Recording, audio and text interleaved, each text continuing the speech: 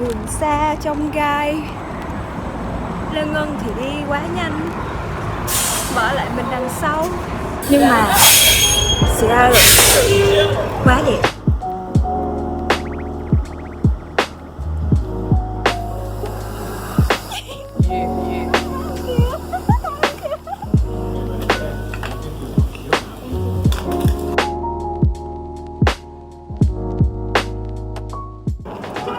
Tao cũng không biết đang đâu. Tao xa Seattle quá lâu.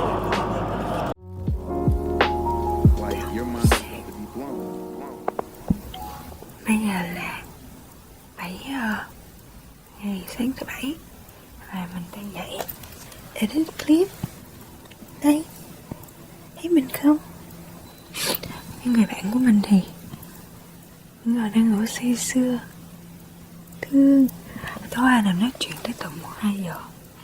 Nhưng mà mình chỉ để cho nó ngủ 1 tiếng nữa thôi, rồi cũng phải dậy đi chơi được chứ, đúng không mọi người? Chào mọi người nha, hẹn gặp lại.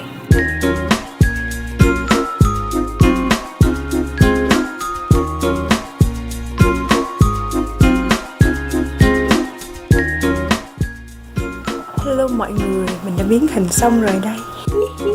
Lân Ngân cũng biến hình xong rồi. Mình sẽ cho mọi người xem Lân Ngân nha.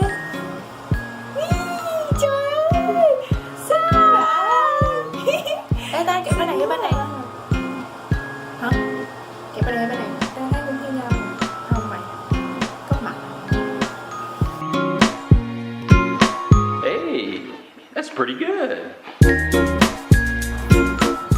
Chào mọi người, đoán xem mình đang ở đâu? Mình vẫn còn đang ở nhà. Tại đó mọi người, bây giờ mấy giờ rồi? Bây giờ là 4:20 rồi. Ôi, đó không phải là giờ. Đây, 4:20 rồi. Nhà tụi mình vẫn đang ở nhà. Wow, thiệt tình. Bể hết kế hoạch rồi. Nhưng mà cái điều không, thật ra là cũng không bể lắm. Nói chung là cũng có ăn uống đầy đủ. Và một trong những kế hoạch chiều nay xin lỗi mọi người thấy có đâu không? Một trong những cái mà tụi mình phải làm sáng nay đó chính là chụp hình phong cách Sunny Hạ Linh. Không sao mà em đây rồi anh ơi, buồn cứ khóc bao lâu nay anh đã cố mạnh mẽ rồi. Chỉ một lần thôi, chỉ một lần này thôi. Hãy để em được. Sớm không mưa, muộn không mưa. Bây giờ vừa ra khỏi nhà thì lại mưa. Thấy không? Đầm bông, nói ai đi đá. Ê, nhưng mà nhìn cũng khá đôi chứ, kiểu Dày đậm nhạt. Dày nữa.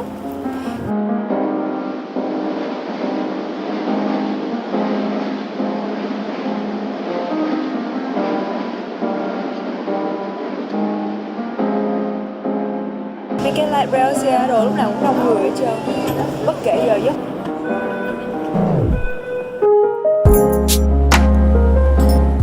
Một, hai, ba.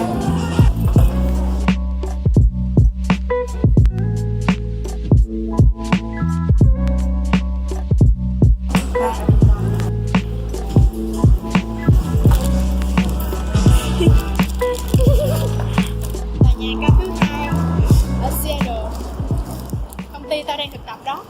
Tòa trên cùng là 64. Tòa cao nhất Seattle 67. Ồ, ghê, ghê.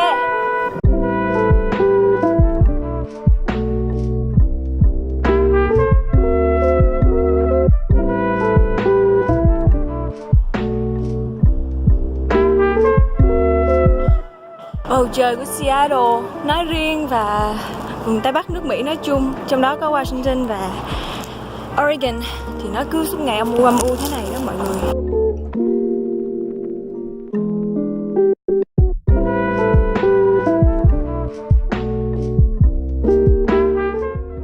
Hồi xưa thì Seattle giống như là một công viên gần nhà mình vậy á. Kiểu hồi đó mình có một chị bạn cũng thân lắm, chị tên là Trúc, chị có xe.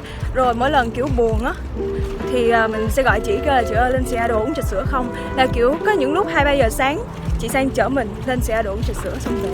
Đôi khi không phải lúc nào mình cũng đi có bạn lên Seattle cũng không phải lúc nào cũng có xe đi lên đây, rồi cũng không phải lúc nào bạn mình cũng rảnh để cùng mình đi lên đây, cho nên là những khi buồn thì mình cứ đi dạo, xong rồi bắt xe buýt từ chỗ nhà mình lên Seattle thì chỉ có cỡ 45 phút cỡ đó thôi, cho nên là cũng không muốn xa lắm, đi một ngày sáng đi xong rồi xế trưa chiều là về tới rồi. Tại sao mày phải dắt tay tao kiểu vậy, còn có 3 giây, 2 giây, 1 giây. Thì đó, mỗi khi mà mình buồn mình hay lên Seattle, tại vì kiểu mọi người luôn luôn tấp nập, đường xá lúc nào cũng đông đúc. Các bạn coi phim thấy mỗi lần mà mọi người qua đường mà kiểu kéo nhau qua tất cả các nẻo đường á, kiểu như vậy, cảm giác mình bé nhỏ hơn và những cái lo lắng của mình nó cũng bé nhỏ hơn rất nhiều so với lại cái sự đông đúc của Seattle cùng với lại những cái tòa nhà cao tầng chọc trời của nó. Cho nên là mình yêu Seattle lắm. Lại thêm một lý do nữa vì sao mình lại bảo Seattle là một công viên gần nhà, tại vì mình ra đó, đối với một người ở cách Seattle 45 phút mà không có xe thì có thể gọi là khá là thường xuyên. Thế Và rồi từ những căn nhà cao tầng nguy nga tráng lệ hiện đại này đi dần xuống về phía này, nhà bắt đầu thấp hơn, gạch nhiều hơn là kính, còn kính hơn một chút. Đó là khi bạn biết bạn sắp sửa đi tới International District.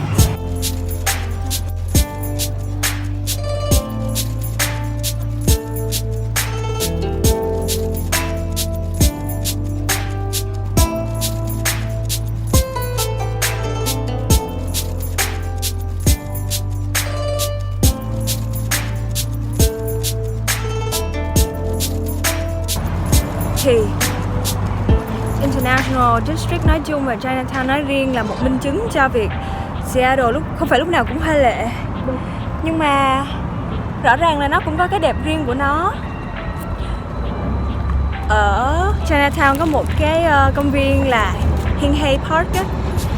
Đi ngang qua công viên đó không khác gì đi ngang qua công viên ở quận 5 mà trước trường Hồng Bàng vậy á. Không Tao Đàn hả? Phải Tao Đàn không? À không phải Tao Đàn. Không nhớ công viên tên gì. Tự nhiên không phải Tao Đàn. Mình không nhớ công viên Tao Đàn nằm ở đâu. Ở trường Độc Lập hả? Nhưng mà mỗi lần đi ngang qua đó thì cảm giác giống như là trở về học cấp 2 vậy. Hồi đó cấp 2 mình học ở Hồng Bàng. Chính nghĩa. Để đó vậy hả? Mình học chính nghĩa.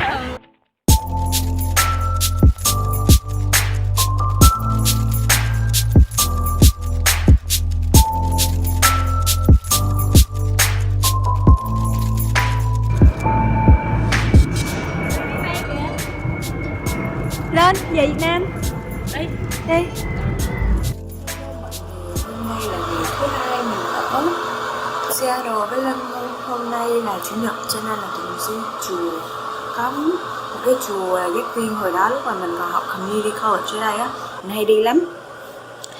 Mình có quen sư cô ở đó cho nên là chủ yếu là hôm nay lên thăm sư cô. Sư cô mỗi Chủ nhật nấu đồ ăn miễn phí cho mọi người tới ăn á, cho nên là thế.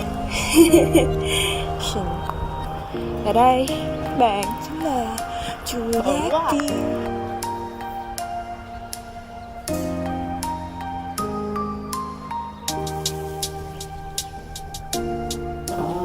Sư cô đó. Dạ.